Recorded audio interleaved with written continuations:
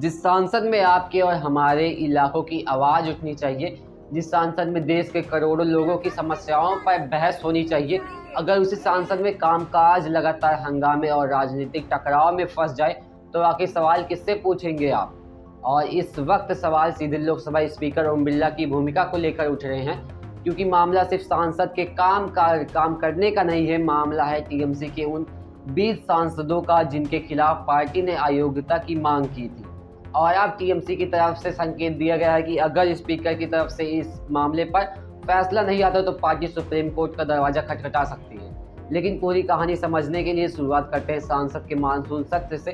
सांसद का मानसून सत्र 20 जुलाई से 13 अगस्त 2026 तक चला और कुल 19 बैठक हुई। इसी दौरान सांसद में कई बिल पास हुए, लेकिन कामकाज को लेकर आंकड़े बेहद चिंताजनक रहे।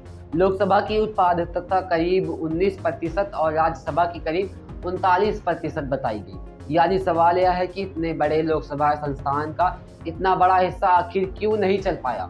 सत्ता पक्ष कहता है कि विपक्ष ने हंगामा किया, विपक्ष कहता है कि सत्ता पक्ष ने हंगामा किया, इसी में लगे रहो। और इस खींचतान के बीच जनता का सवाल कहीं उठ ही नहीं रहा है।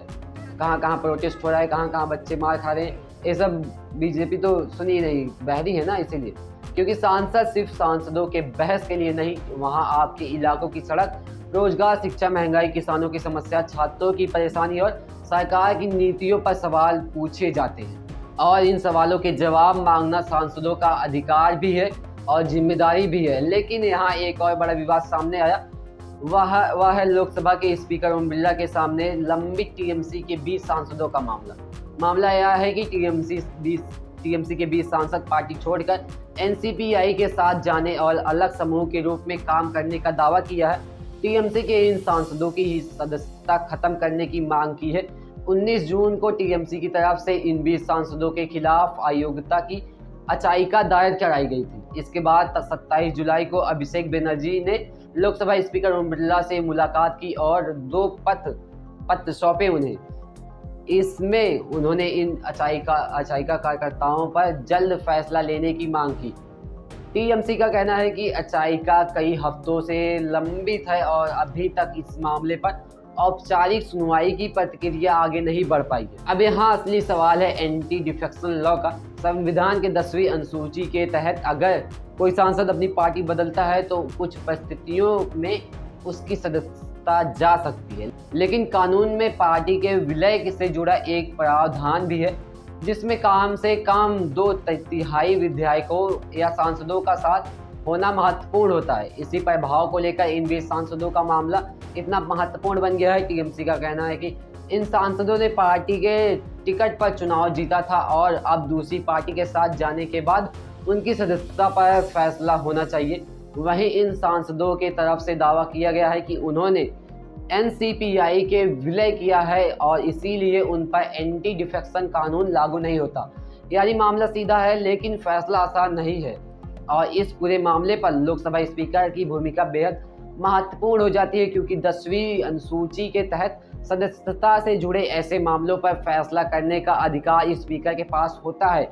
इसी वजह से टीएमसी लगातार स्पीकर से जल्द निर्णय मांग रही है। और अब खबर है कि अगर जल्द फैसला नहीं होता तो टीएमसी सुप्रीम कोर्ट तक जा सकती है। लेकिन यहाँ एक बात समझना बहुत ही ज़रूरी है, यह कहना सुप्रीम कोर्ट ने ओम बिरला को दोषी ठहरा दिया है गलत होगा। अभी ऐसा कोई फैसला नहीं आया है। अभी मामला राजनीतिक विवाद और संवैधानिक प्रक्रिया के बीच है। टीएमसी का आरोप है कि फैसला लेने में देरी हो रही है और दूसरी तरफ स्पीकर के पास यह तय करने की संवैधानिक जिम्मेदारी है कि इन सांसदों की स्थिति कानून के मुकाबले क्यों नहीं बनती है। यही वजह है कि इन मामलों में आगे की कानूनी लड़ाई बेहद महत्वपूर्ण हो सकती है। अब वापस सांसद के कामकाज पर आते हैं। सांसद में हंगामा सिर्फ विपक्ष की वजह से होता है और सत्ता पक्ष की भी जिम्मेदारी होती है कि वो अपने काम पर ध्यान दे।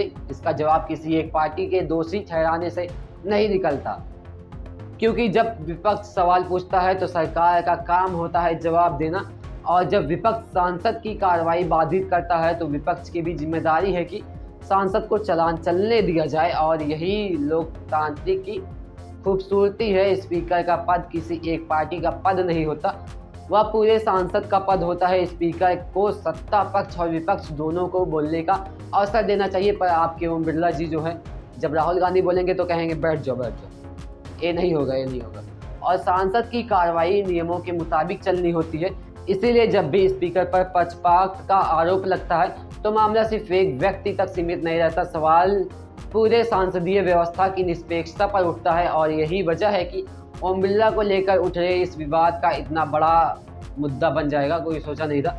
अब जनता को क्या चाहिए? जनता को चाहिए सांसद चले, जनता को चाहिए सांसद में सवाल पूछा जाए, सरकार उन सवालों का जवाब दे, विपक्ष अपनी बात रखे, सत्ता पक्ष अपनी बात रखे और स्पीकर दोनों पक्षों को बराबर मौका दे, क्योंकि सांसद में बैठे हर सांसद के पीछे लाखों लोगों का वोट होता है और वोट किसी पार्टी के जागीर नहीं होता और जनता की ताकत है।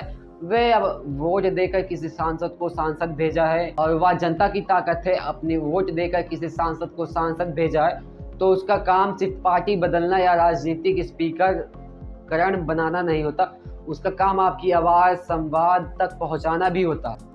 और अगर सांसद ही ठीक तरीके से नहीं चलती तो सवाल उतना स्वाभाविक है कि जनता के पैसे और लोकतांत्रिक व्यवस्था का पूरा इस्तेमाल आखिर हो कैसे रहा है। इसलिए आज का सबसे बड़ा सवाल सिर्फ यह नहीं है कि ओम बिरला के खिलाफ सुप्रीम कोर्ट जाएगा या नहीं जाएगा, सबसे बड़ा सवाल यह है कि क्या सांसद में स्पीकर का पद हमेशा निष्पक्ष और भरोसेमंद दिखाई देगा, क्योंकि आज सत्ता किसी एक पार्टी के पास है, कल दूसरी पार्टी के पास भी जा सकती है। आज विपक्ष कांग्रेस या टीएमसी हो सकती है, कल कोई और पार्टी विपक्ष हो सकती है, आपकी बीजेपी भी हो सकती है, लेकिन स्पीकर की कुर्सी वही रहेगी। और अगर आज इस कुर्सी की निष्पक्षता पर सवाल उठते हैं तो कल यही सवाल किसी और सरकार के समय पर भी उठ सकता है। इसीलिए मुद्दा ओम बिरला बनाम टीएमसी नहीं होना चाहिए, मुद्दा होना चाहिए क्या सांसद निष्पक्ष तरीके से चलेगा, क्या हर सांसद को बोलने का मौका मिलेगा, क्या हर सवाल का जवाब मिलेगा और क्या जनता के वोट की असली कीमत सांसद के अंदर दिखाई देगी। क्योंकि लोकतांत्रिक सिर्फ चुनाव के दिन वोट डालने का नाम नहीं होता, लोकतंत्र तब भी मजबूत होता है जब आपके वोट से चुने गए लोग संसद में आपकी आवाज़ उठाते हैं और सांसद उस आवाज़ को सुनती है।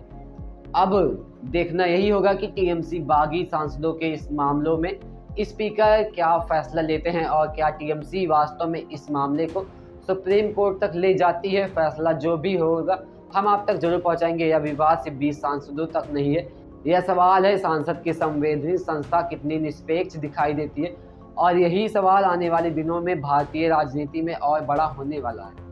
इस पूरे मामले को लेकर आपकी क्या राय है, हमें कमेंट करके जरूर बताइए। मिलते हैं इस वीडियो में, तब तक के लिए धन्यवाद।